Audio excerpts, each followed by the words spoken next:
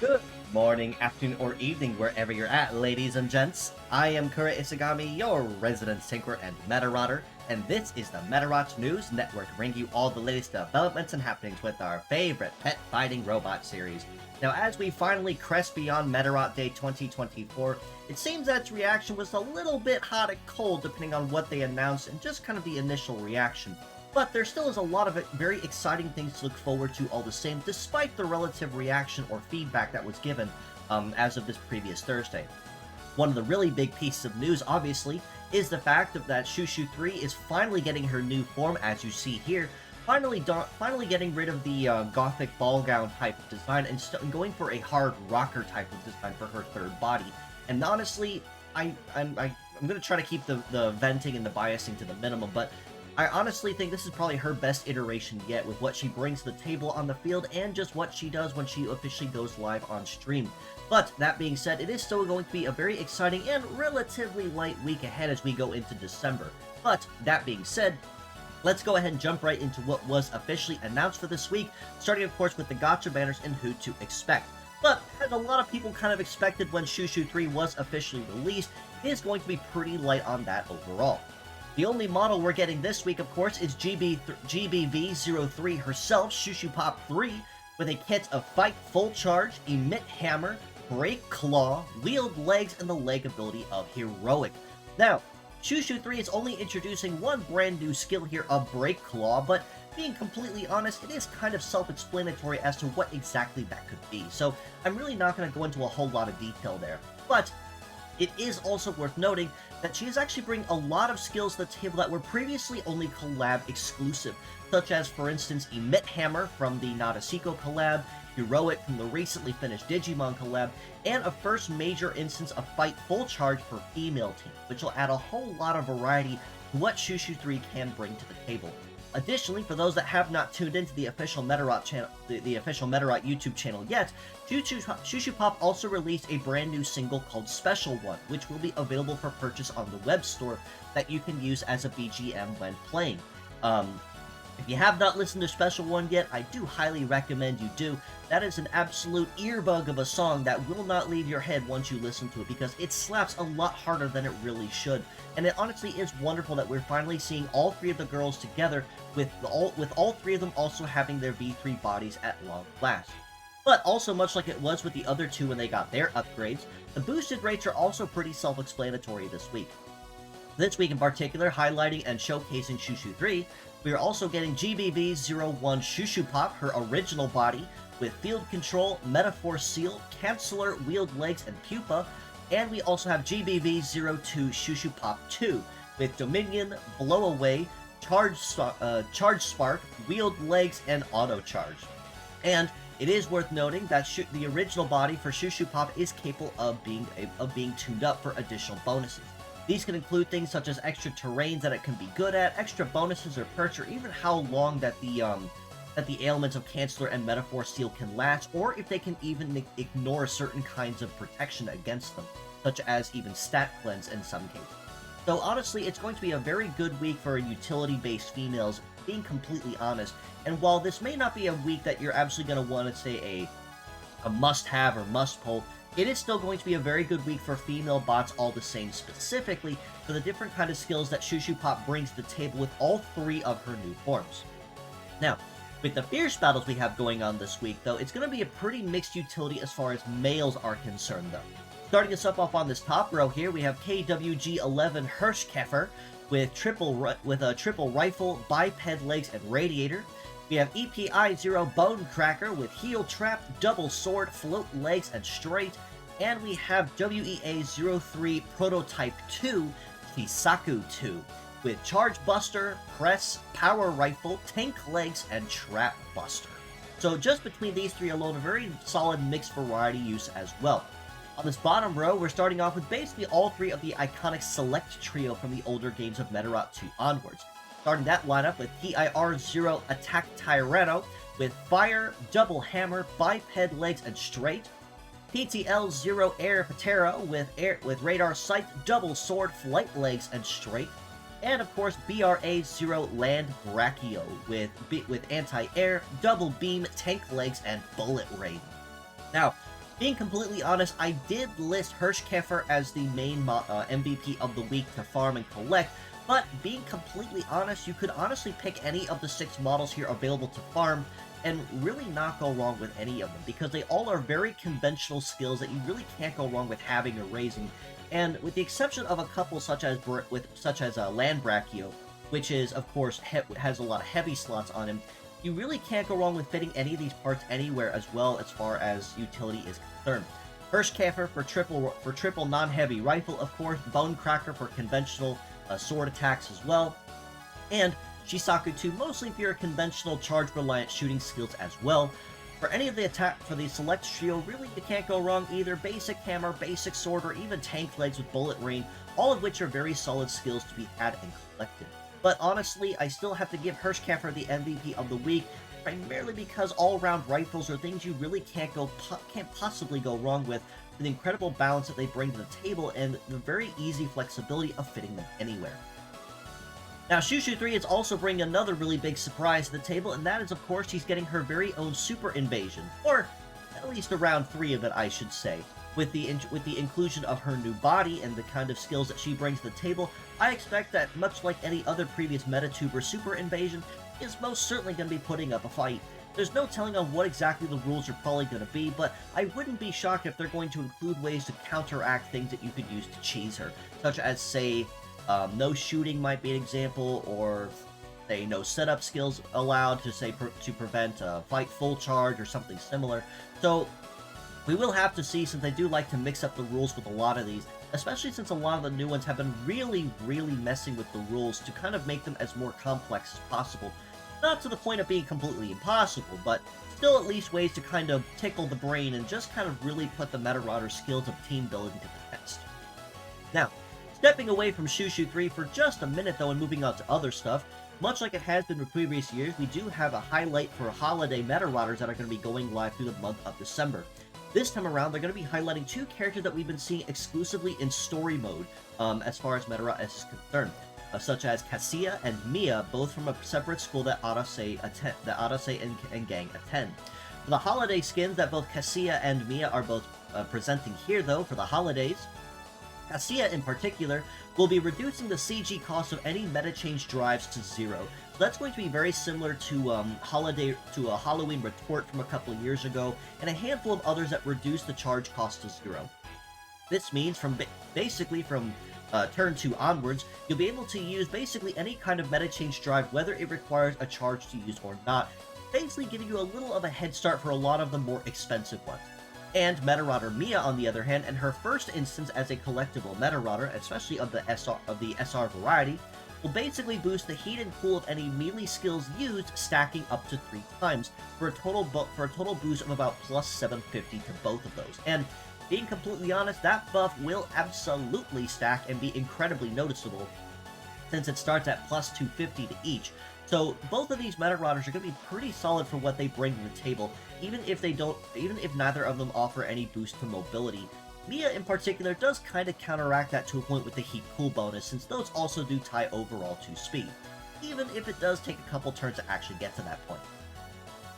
Now, moving forward to what is to be expected this week, though, we are going to be starting the holidays off on a relatively strong note, as we offer a couple of rerun rewards from previous years for a lot of new Medarotters that are just now starting the game and just have not had the opportunity to collect on these.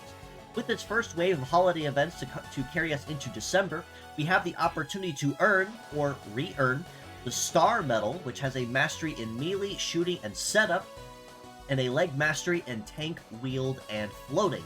We also can earn FIR0 Mary Cree from Medarot 5 with a kit of triple canceller, float legs, and holy grace, which was honestly a reward back from the earlier days in, say, years 2 or 3, I believe, was when Mary Cree first officially hit the scene. So this guy's not been around for quite a hot minute, and even if he doesn't bring a whole lot to the table, you still can't deny that he still does bring the holiday spirit with him. And honestly, that's really what counts more than anything else.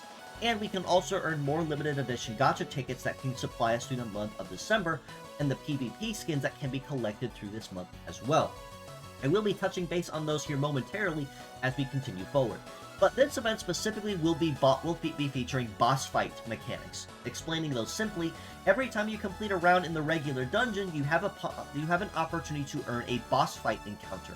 These encounters can spawn randomly upon completing them and can stack up to 10. So you can stack a whole bunch of them at once before having to go after them. But they will also feature 2 different sets of bonuses. For the regular dungeon bonuses, as you see here, Punai Nana, Clear Maid, Leah Lila 2, and Cheerful Bunny 2 will be spearheading that bonus at a 9% bonus per part each, and the Fierce Battles at a 6% bonus per part. For the Medarotters, the SR versions of Nozomi, Ibuki, Hisaki, or Arase will give you a 10% bonus, the R rank versions a 5%, and the N rank versions 3% respectively. For the boss fight encounters specifically, as you see there, all 3 versions of SHUSHU Pop will give you a 15% bonus each per part, and the Holiday Medarotters, Cassia and Mia, will give you a 20% bonus per equipped on the team respectively. So, given that SHUSHU Pop and SHUSHU Pop 2 have been around for a pretty hot minute now, I really don't think anyone's going to be suffering too hard to be collecting a lot of the bonuses this time around, because you already would have had an opportunity to see at least one of them at any given point. Especially given the Holiday Medarotters as well and the V2 models of the other Metatubers, I really don't think anyone's going to have too much of a trouble collecting bonuses and making use of those this round. One other thing to notice as far as other holiday stuff is concerned for this month, we also are getting 2 new holiday skins being added to PvP, much like it is in previous months as well. This time around, we can earn a Black Santa-style skin for Punai Nanena, which was the holiday model from last year, designed by the resident Mr. Tagro. And we can also earn a red Santa Maid style Clear Maid. And for the reruns this time around, we have the Gothic Santa style SHUSHU 2, and the Black Santa Leah 2 and the Christmas Bun 2 will also be added to the skin shop. Now, it was honestly kind of up in the air which trio of the holiday skins they were going to be adding this time around, because we actually have had 2 of them. The other run being the Holiday Beastmaster, Arc Beetle, and Crimson King. But still, very beautiful and very lovely skins all the same. For those that did end up missing them the first time around, this is a very good opportunity to collect them and the highlighted models as well to add to the libraries. Friendly reminder, if you do not have the model, you unfortunately will not be able to use the skins, so do make sure you keep that in mind as you do collect them. As far as community stuff is concerned though, because that is basically the extent of the game-related stuff as far as that is concerned, aside from a couple major highlights regarding Medarot Survivor as it is upcoming. And with that, they did highlight that the original SHUSHU Pop and Hell Phoenix will be made playable characters upon launch. But, as far as community stuff is concerned, we are always looking for translators to assist us with any current projects or endeavors. Right now, with the big push being put toward Medarot 4, we are in need of manpower to be able to do so. So if you are knowledgeable in coding, cleaning Japanese, or have some time on your hands, or if you know somebody that might be interested, feel free to reach out to us or even join our Discord server in the link provided below. Ask around and we're more than happy to get you in touch with the right people to fill you in on what still needs done and what has been finished up to this point. The more people that we have being able to assist with this, the faster we're able to get it pumped out, because there is a lot of text that goes into Medarot 4. And if you do not find yourself with the skill, ability, or the friends that have the know-how, there is also a link to Variant's crowdfunding here in the comments below as well that you can donate to, so we can also commission to have some of the lines of text completed and possibly try to lighten the workload on the main translators and the main coding team. Because again, every little bit helps, and we'd love to see the story of Ikki and company officially seen to completion, since Medarots 2 through 4 are his story specific. One other thing to mention as far as community stuff is concerned, for those that did not touch base with me on Twitter or on Blue Sky, I am officially going to be starting to host streams again, finally. I apologize for not being able to touch on those for the longest time, because I've been preparing for the What is Medarot collab, and of course my Medarot Day coverage as well on top of that. Even if that one was a little scuffed, don't really know where the scuffing came from on that one, but still appreciate you guys holding out with me on that one and kind of seeing it to completion all the same, even if it was mostly discussion based, as well as the Ori Meta winners. On the topic of the Ori Meta winners, the art stream, which will be tomorrow, December 4th at 7 p.m. Eastern Time, I will be starting to officially draw the winners that were announced, starting of course with Helm Chan's design of Heatsmith. So do make sure you tune in with me here on YouTube for that when I do go live, so that you can just kind of hang out with me and chat while I do bring that model to life in my own style and just kind of make an official concept art sheet for her. and the wonderful design that Helm-chan did submit for our contest. I am hoping to host more contests into 2025 as the year does turn over, so we will have to see going forward what that does look like. On the topic of art, though, as a friendly reminder, I am always open for commission additionally, so if you are looking for live 2D models ready to rig, 3D models with all the works, or even just standard art of varying degrees of complexity, or even emotes, I can do all those as well. So feel free to reach out to me on Discord, Twitter, or on Blue Sky and ask around. We can most certainly try to make something happen. And I try to keep the art relatively affordable on purpose as well compared to a lot of other artists out there, just so that people don't have to break the bank trying to reach out to me and make something work. Now, for the live 2D models, of course, you will need to get a rigger on hand to be able to rig it up for you, but I am more than happy to get the art set up for you and coordinate for what you've done. But as far as stuff is concerned with Medarot S and the official channel's coverage, that does basically cover everything, though. So, like I said, it is a relatively light week in terms of what we see and what we can expect going into the first week of December, but still very exciting all the same, especially with the release of SHUSHU Pop 3. But with all that being said, if you'd like to know more, you can follow us below on Facebook at the Medarot News Network page or the Metabots Forever community on there that I do also manage, and has certainly skyrocketed well past 40,000 members as we near the end of 2024. I am incredibly proud of that growth, as I've seen it been just skyrocketing over these past several months.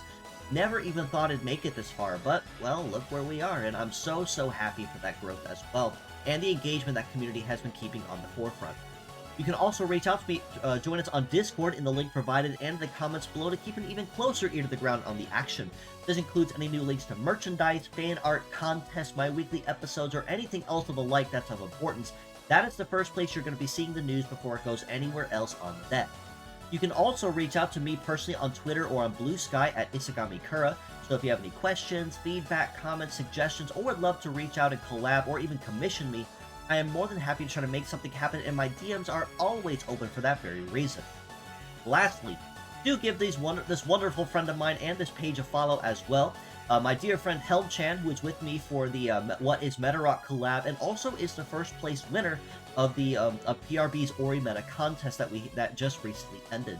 So I'm very excited to be able to do their design as well on stream. But if you'd like to see a lot of Yu-Gi-Oh based streams and a lot of TTRPG type of streams as well, you really don't have to look much further than Helm-chan and what they bring to the table. Also, give the official Medarot Survivor page a follow at Medarot SV.